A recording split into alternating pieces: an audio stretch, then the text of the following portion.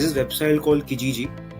That is and must be the primary resource for housing. And apart from that, like the college in which you get into or the university, they always have Facebook groups created by students themselves.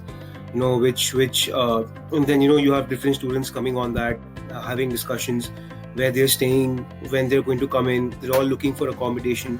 You can get into like a direct messaging with them. That approach always works. Always best to go over the agreement before making any kind of payments, and making sure that it's legal, because when they make an agreement, you also have to understand that the landlord has to pay tax on it, about 30% tax. So if an agreement is made and if an agreement is signed, then you need to get a receipt for that, which is very, very important, because if the landlord is not giving you a receipt, then that agreement is not legal. It's no longer valid. It ranges between 350 and 450, and that should be the ideal amount you should be paying. Generally, the rent is inclusive of utilities. It's never recommended to say utilities separate, because that is the biggest way for a landlord to get you in that whole mess. So this rent that I'm saying is inclusive of utilities. In addition to that, the thing I've actually learned the hard way is food is extremely expensive. Even if you have home cooked food, your expenses per month can go up to $100. If you're a vegetarian, it's a little less, because meat is pretty expensive.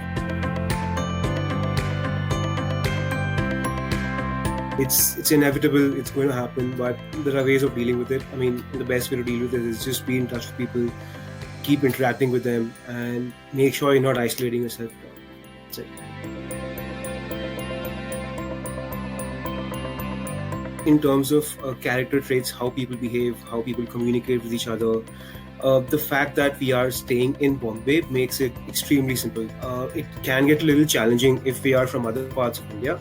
I mean, I have friends who are from Gujarat, from Chandigarh. These are not tier A cities. It can get kind of challenging, but the fact that we are from Bombay, it kind of helps really.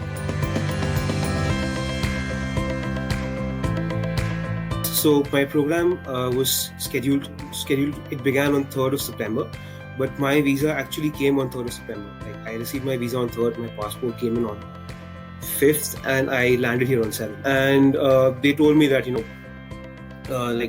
if they gave me a deadline up to 13th of September, if I'm not mistaken, they said 10 days after your course starts, you can come in within 10 days. You can start attending school within 10 days. So they gave me time up to 13th, and I started attending on 9th, which was fine. I think about 10 to 15 days would be a good time period to come by. Just to mention another point right here. So I would also, recommend booking flight tickets way in advance. What they do in orientation is get students from the previous years, especially those who have been star students, or who've been performing well, who are placed at positions of excellence and power in the industry. So they kind of come in and they share their experiences. They tell you what to watch out for during the course, so that you don't end up making the same mistake that they did. And they'll give you some tips and advices that, based on what my colleagues are saying, have been really helpful. In a class of 20, we have at least 7 or 8 Indians, including local Canadians who are also Indians. We have people from Ukraine, China, Turkey, India, obviously, Pakistan, the US, Russia, Colombia, Mexico, Philippines, the list goes on. I don't think there's anyone without any work experience, but there are people who have work experience as low as a year. And we also have a couple of people who are one guy is 36, and he has 10 years of work experience. He's worked for an agency about 10 to 12 years, and we have someone who's 32 and he also has 10 years of experience.